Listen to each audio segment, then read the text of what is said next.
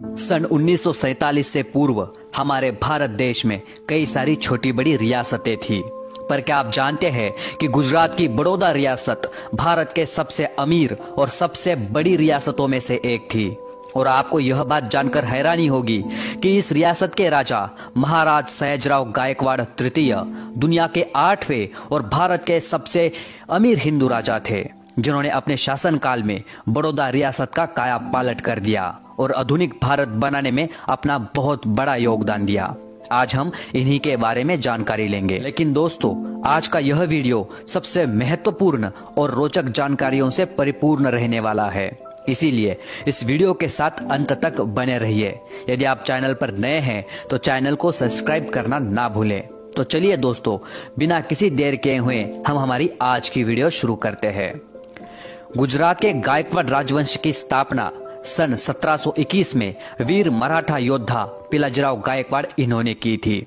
मराठा सरसेनापति खंडेराव दाभाडे उन्हीं के साथ मिलकर पिलाजीराव गायकवाड़ इन्होंने गुजरात के बड़ौदा, सूरत, डभई जैसे अनेक प्रांतों पर सफलतापूर्वक जीत हासिल करके गुजरात से दिल्ली का मुगल साम्राज्य उखाड़ कर फेंक दिया था और धीरे धीरे करके लगभग पूरे गुजरात राज्य पर मराठा साम्राज्य के पवित्र भगवे ध्वज को फैला दिया था। महाराज पिलाजीराव गायकवाड़ उनके मृत्यु के बाद गायकवाड़ वंश में महाराज सयाजीराव गायकवाड़ तृतीय सबसे महान और सबसे लोकप्रिय शासक हुए, जिनका जन्म 11 मार्च 1863 को महाराष्ट्र के नासिक जिले में स्थित कौलाने गांव में हुआ, जिन्होंने अपने शासनकाल में बड़ौदा राज्य को एक नई बुलंदी पर पहुंचाया और बड़ौदा राज्य का बहुत सारा विकास किया। जैसे उन्होंने उस समय सन 1890 में बड़ौदा राज्य में लक्ष्मी विलास पैलेस का निर्माण करवाया। इस पैलेस का क्षेत्रफल लगभग 700 एकड़ में फैला हुआ था। जब यह पैलेस बनके तैयार हुआ था तब यह दुनिया का सबसे महंगा और सबसे बड़ा निजी पैलेस था, जो लंदन के बकिंघम पैलेस से 4 गुना ज्यादा बड़ा था। इस महल में जो कुआं है, उस कुएं की सीढ़ियां बनाने के लिए राजा ने उस समय 9 लाख सोने के सिक्कों का इस्तेमाल किया था। और इस महल के बच्चों को स्कूल जाने के लिए राजा ने एक निजी ट्रेन भी शुरू की थी। यह भारत का पहला एकमात्र ऐसा महल था जिसमें पहली बार लिफ्ट का उपयोग किया गया था। और इसी के साथ इस पैलेस में उस समय के सबसे प्रसिद्ध चित्रकार राजा रवि वर्मा उनके द्वारा बनाई गई सारी पेंटिंगें मौजूद है, जिसकी एक पेंटिंग की कीमत आज के टाइम करोड़ों रुपए में है। इस पैलेस को आज भी गुजरात राज्य के पर्यटन स्थलों की टॉप सूची में शामिल किया जाता है। और इसी के साथ 150 एकड़ में फैला हुआ मकरपुरा पैलेस, जिसे राजा शिकार के लिए इस्तेमाल किया करते थे। इसके अलावा Nazarbagh palace, Shiv Mahal palace, Indumati palace, Pratap Vilas palace, Sarkarwada palace, Motibagh palace जैसे अनेक सुंदर और भव्य महलों का निर्माण गायकवाड़ वंश के राजाओं ने किया। डॉक्टर भीमराव अंबेडकर, जिनको विदेश भेजने वाले, उनका खाने पीने से लेकर सभी खर्चा उठाने वाले दूसरे तीसरे कोई और नहीं बल्कि मराठा राजा सयाजीराव गायकवाड़ ही थे। उन्होंने उस वक्त डॉक्टर बाबा साहब अंबेडकर जी के विदेश पढ़ाई पर 25,742 रुपए खर्च किए थे, जिसकी कीमत आज के समय में लगभग 1 करोड़ से भी ज्यादा है। और अमेरिका में पढ़ाई पूरी होने के बाद महाराज सयाजीराव गायकवाड़ ने डॉक्टर बाबा साहब अंबेडकर जी को बड़ौदा राज्य में एक अच्छे पद पर नौकरी के लिए भी रखा था।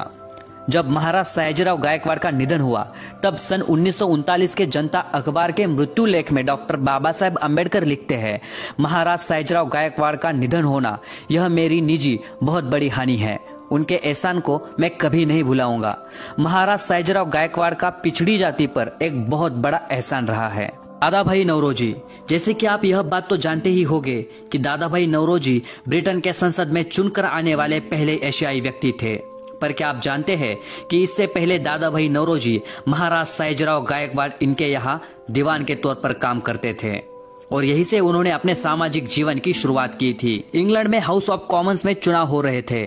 तब चुनाव लड़ने के लिए दादा भाई नौरोजी को पैसों की काफी जरूरत थी। तब उस वक्त सयाजीराव गायकवाड़ इन्होंने 15,000 रुपए की धनराशि देकर उनकी सहायता की थी, जिससे दादा भाई नौरोजी ब्रिटेन के संसद में चुनकर आने वाले पहले भारतीय व्यक्ति बने। Father of Indian cinema Dada Saheb Phalke, जिनके नाम पर भारत देश का सबसे बड़ा फिल्म पुरस्कार दिया जाता है, सिनेमा क्षेत्र में सर्वोच्च योगदान देने वाले व्यक्ति को भारत सरकार द्वारा यह पुरस्कार प्रदान किया जाता है।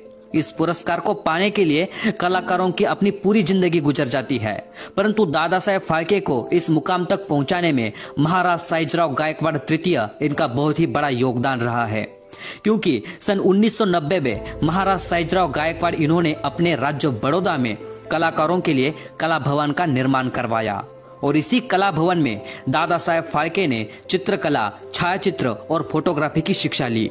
और इसी के साथ महाराज सायाजीराव गायकवाड़ ने दादा साहेब फाल्के को फिल्म बनाने के लिए जर्मन से एक बहुत ही सुंदर कैमरा खरीद के दिया और दादा साहेब फाल्के को फिल्म बनाने की आगे की शिक्षा प्राप्त हो, इसीलिए उन्हें स्कॉलरशिप देकर लंदन में भेजा।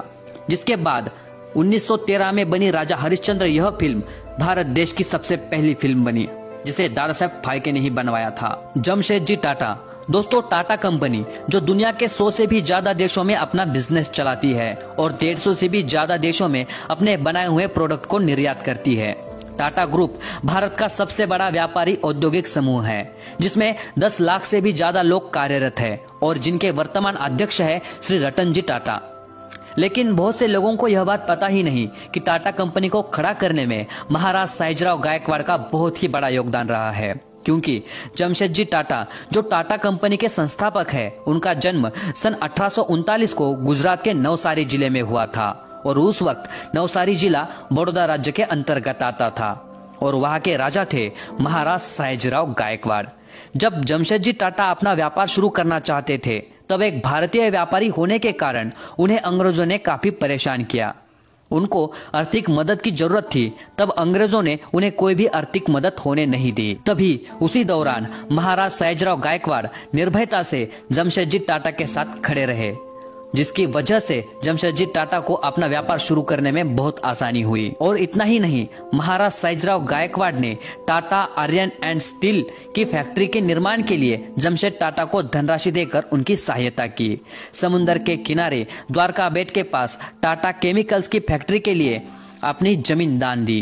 Tata chemicals, Tata sons of limited, Tata power जैसी कंपनियों में करोड़ों रुपए की इन्वेस्टमेंट करके उनके शेयर खरीदे, जिनकी वजह से जमशेदजी टाटा को बहुत ही बड़ी मदद हुई। इसके अलावा टाटा स्मारक फंड को 2000 रुपए की अतिरिक्त धनराशि भी दी। उस वक्त ऐसा नियम था कि रेलवे के लिए अगर कोयला चाहिए तो ब्रिटिश कंपनियों से ही लेना पड़ता था, परंतु महाराज सायाजीराव गायकवाड़ ने ब्रिटिशों के इस बात को खारिज कर दिया और टाटा कंपनी से कोयला खरीदने का आदेश जारी किया, जिससे हमें जमशेदजी टाटा और महाराज सायाजीराव गायकवाड़ के बीच घनिष्ठ मित्रता देखने को मिलती है।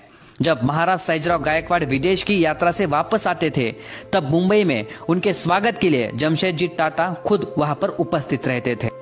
शिवकर बापूजी तलपड़े, अगर किसी से पूछा जाए कि दुनिया में सबसे पहले हवाई जहाज की खोज किसने की थी, तो उनका जवाब होगा राइट ब्रदर्स। परंतु राइट ब्रदर्स के 8 साल पहले हमारे भारत देश में सन 1895 को शिवकर बापूजी तलपड़े नामक व्यक्ति ने मुंबई के चौपाटी के नजदीक सार्वजनिक तौर पर हवाई जहाज को उड़ाया था। परंतु हवाई जहाज के प्रोजेक्ट के निर्माण के लिए शिवकर बापूजी तलपड़े को बहुत ही ज्यादा पैसों की जरूरत थी। तब वह बड़ौदा गए और महाराज सायाजीराव गायकवाड़ से मदद मांगी। महाराज सायाजीराव गायकवाड़ ने तुरंत मंजूरी देकर उस प्रोजेक्ट के सारे खर्चे उठाए।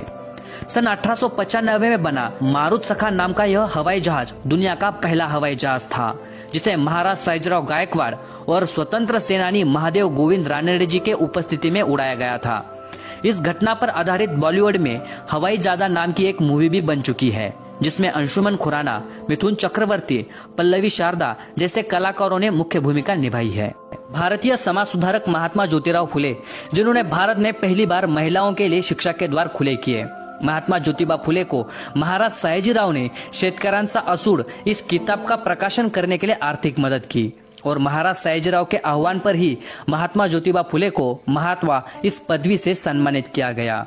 और महात्मा ज्योतिबा फुले जब बीमार थे, तब अपने दीवान धमनस्कर जी के हाथों धनराशि देकर उन्हें सहायता की। सन 1890 को जब महात्मा ज्योतिबा फुले का निधन हुआ, तब उनकी पत्नी सावित्रीबाई फुले इनको 1000 रुपए का चेक देकर उनकी आर्थिक मदद की। और इनके अलावा सावित्रीबाई फुले और उनके दत्तक पुत्र यशवंतराव फुले को 20 रुपए प्रति माह पेंशन शुरू की। महात्मा गांधी। एक बार महात्मा गांधी और महाराज सयाजीराव गायकवाड़ के बीच मुलाकात तय हुई, जिसमें साबरमती से लक्ष्मी विलास तक के गुप्त सफर की व्यवस्था महाराज ने की थी। जब महात्मा गांधी लक्ष्मी विलास पैलेस के प्रवेश द्वार पर पहुंचे तो उनका भव्य स्वागत किया गया और चर्चा के लिए उन्हें महल में ले गए। महाराज सयाजीराव ने महात्मा गांधी को आसन पर बैठने की विनती की, परंतु गांधी जी ने कहा कि महाराज के सामने कुर्सी पर बैठना मुझे शोभा नहीं देता। यह बात कहकर महात्मा गांधी नीचे जमीन पर बैठ गए, जिसके बाद महाराज सयाजीराव गायकवाड़ भी महात्मा गांधी के साथ चर्चा के लिए नीचे बैठ गए थे। जिससे हमें एक बात पता चलती है कि आम लोगों से लेकर स्वतंत्र सेनानी तक हर कोई व्यक्ति महाराज सयाजीराव गायकवाड़ के प्रति कितना आदर भाव रखते थे। और इसके अलावा महात्मा गांधी को पुणे करार, दांडी यात्रा, नमक सत्याग्रह और 1908 में दक्षिण अफ्रीका में आर्थिक मदद भेजकर महाराज सयाजीराव ने महात्मा गांधी को अनेकों बार मदद की है। लोकमान्य तिलक, भारतीय स्वतंत्र सेनानी बाल गंगाधर तिलक, जिन्हें ब्रिटिश अधिकारी भारतीय अशांति के पिता भी कहते हैं, जिन्होंने केसरी और मराठा इस अखबार के माध्यम से ब्रिटिशों को ललकारा और चेतावनी भी दी, जिसकी वजह से उन्हें कई बार जेल जाना पड़ा। परंतु इस केसरी और मराठा अखबार को शुरू करने के लिए महाराज सयाजीराव गायकवाड़ ने अपने पुणे का खुद का गायकवाड़ राजवाड़ा बाल गंगाधर तिलक जी को भेंट में दिया, जिसे आज पुणे में लोकमान्य तिलक जी का केसरीवाड़ा इस नाम से जाना जाता है। भारतीय स्वतंत्र सेनानी अरविंद घोष, जो पेशे से एक क्रांतिकारी कवि, प्रकांड विद्वान और महान योगी थे, जिनके आह्वान पर हजारों बंगाली युवकों ने देश के स्वतंत्रता के लिए हंसते हंसते अपनी जान दे दी। 1882 को युवा क्रांतिकारी अरविंद घोष और महाराज सयाजीराव गायकवाड़ के बीच लंदन में मुलाकात हुई थी। अरविंद घोष ICS की परीक्षा उत्तीर्ण हो चुके थे, परंतु घोड़े की सवारी न आने के कारण ब्रिटिश प्रशासकीय अधिकारियों ने उन्हें नौकरी से नकार दिया। तो उनके कुछ साल बाद महाराज सयाजीराव ने अरविंद घोष को बड़ौदा राज्य में आने का निमंत्रण दिया। महाराज के निमंत्रण पर 1893 को अरविंद घोष बड़ौदा में आए, जहाँ पर उनके खाने पीने से लेकर रहने तक की सारी व्यवस्थाएं की गई। अरविंद घोष जी को महाराज सयाजीराव गायकवाड़ का स्वभाव काफी पसंद आया, इसीलिए अपने जीवन के 12 साल उन्होंने बड़ौदा के महाराज सयाजीराव गायकवाड़ के यहाँ नौकरी में बिताए। महाराज सयाजीराव अरविंद घोष जी को उनके हर कार्य में मदद करते थे। महाराज सयाजीराव ने न जाने ऐसे कितने स्वतंत्र सेनानी, समाज सुधारक, लेखक, कवि, कलाकार, संशोधनकर्ता, पॉलिटिशियन को मदद करके उन्हें एक नई दिशा दिखाई और उन्हें बड़े मुकाम तक पहुंचाया। ऐसे ही बहुत सारे नामों की लिस्ट जो बहुत लंबी है, जिसे इस वीडियो में बता पाना संभव नहीं, फिर भी हमने यह छोटा सा प्रयास किया है।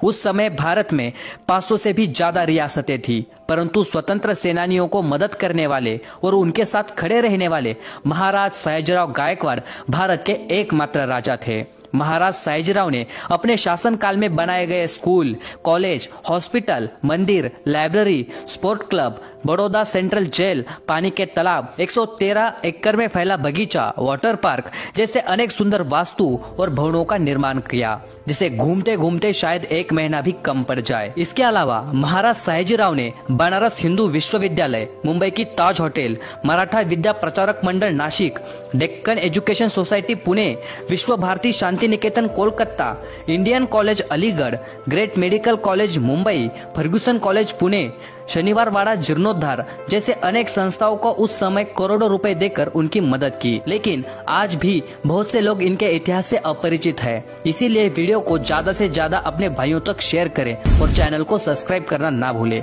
चलिए दोस्तों, मिलते हैं नए वीडियो में नए जानकारी के साथ। जय शिवराय, जय शंकर।